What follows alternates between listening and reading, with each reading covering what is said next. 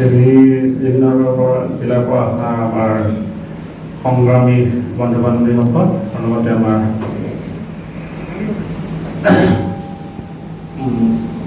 প্ৰতিযোগীসকল, প্ৰথমে মই কাৰ্বি আংলং, মোৰ নাম কৌশিক দেৱু, মই কাৰ্বি আংলং হাওৰাঘাট ৱাৰ্ড নম্বৰ 1ৰ বাসিন্দা।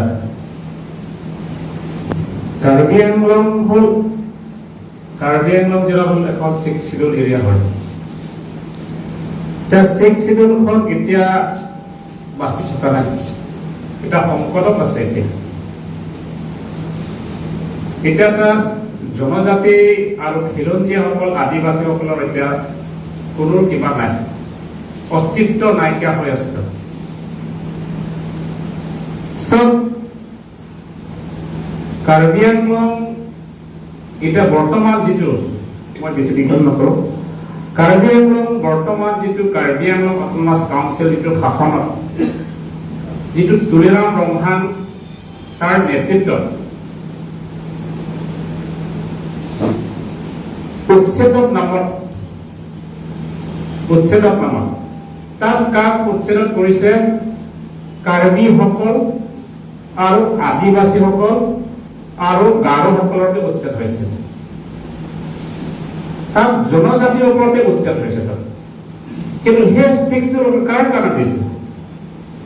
জনজাতিৰ কাৰণে 6 শিডিউলখন দিছে। কিন্তু সেই 6 শিডিউলত জনজাতিৰ কাৰণে সুৰক্ষিত কৰিব নোৱাৰিলে এইটো চৰকাৰ।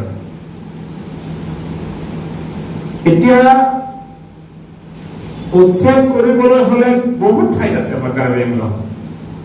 এতিয়া ডিফু ৰেলৱে লেন আছে, পিজিআৰ বিজিআৰ আছে, আৰু ইৰিগেশ্যনৰ যিটো মাটি সব বেদখলত আছে। এতিয়া কোনে বেদখল কৰিছে?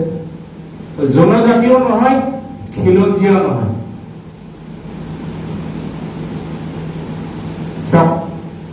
অসমত এতিয়া উচ্ছেদ চলি আছে। যদি সঁচাকে উচ্ছেদ কৰিবলৈ হলে আমাৰ কাৰ্বি আংলং হ'ব লাগিছিল, কিন্তু কাৰ্বি আংলং উচ্ছেদ নহয়। কি কাৰণে উচ্ছেদ নহয়? তেওঁলোকৰ ভোট বেংকৰ কাৰণে তেওঁলোকে সুৰক্ষিত ৰাখে। এতিয়া ইৰিগেশ্যনৰ মাটি আছে 371 বিঘা আছে এতিয়া 6 শিডিউল এৰিয়া। সেইটোতো এতিয়া এগ্ৰিকালচাৰ তাত বহি আছে, কিন্তু চৰকাৰে এতিয়া চকু দিয়া নাই। চৰকাৰ এতিয়া হৈয়ে আছে, এতিয়াও ভাল পোৱা নাই।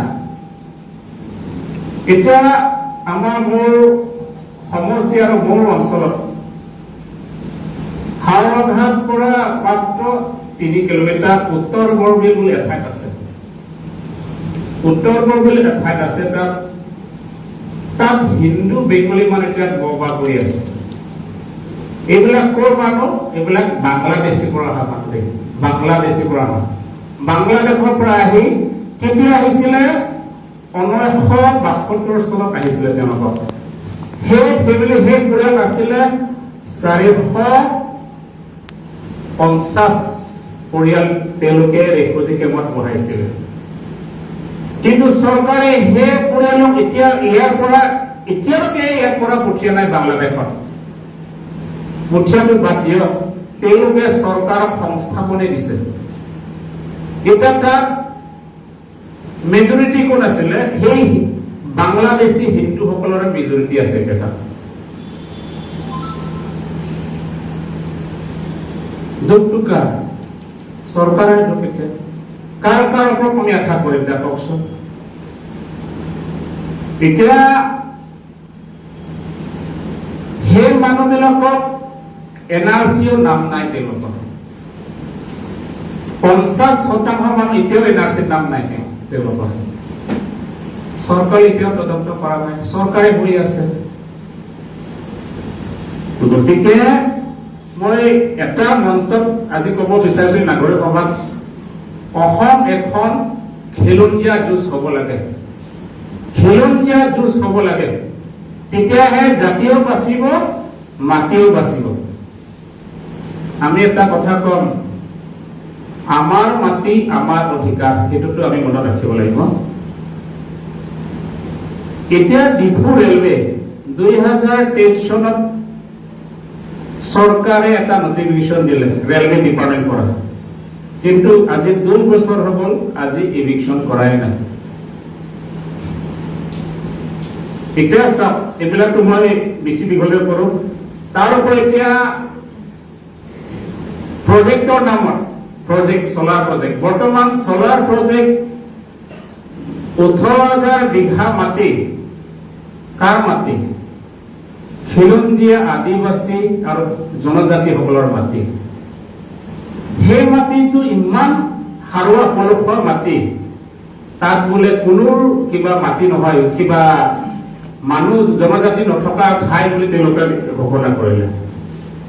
কিন্তু আমাৰ সতীৰ্থ বন্ধুসকল, আমাৰ দলে ডাঙৰীয়া, বিক্ৰম হাঞ্চি, আমাৰ সুব্ৰত তালুকদাৰ ডাঙৰ, তেওঁলোকে এখন যুদ্ধ কৰি পেলাই তেওঁলোকে ইটালীত গৈ আমাৰ যুদ্ধখন জিকি আহি পেলাই সেই চলাৰ প্ৰজেক্ট যিটো 18,000 বিঘা মাটিটো এতিয়াতো বিদ্ৰোহ কৰিবলগীয়া হৈছে, কেঞ্চেল হৈ গ'ল।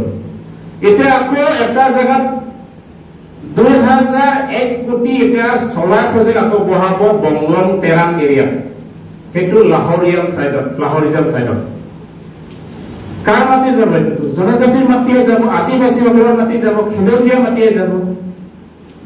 এটা খিলঞ্জীয়া, আদিবাসী আৰু জনজাতি, পাহাৰীয়া জনজাতি সকলৰ এতিয়াও মাটি পতা নাই।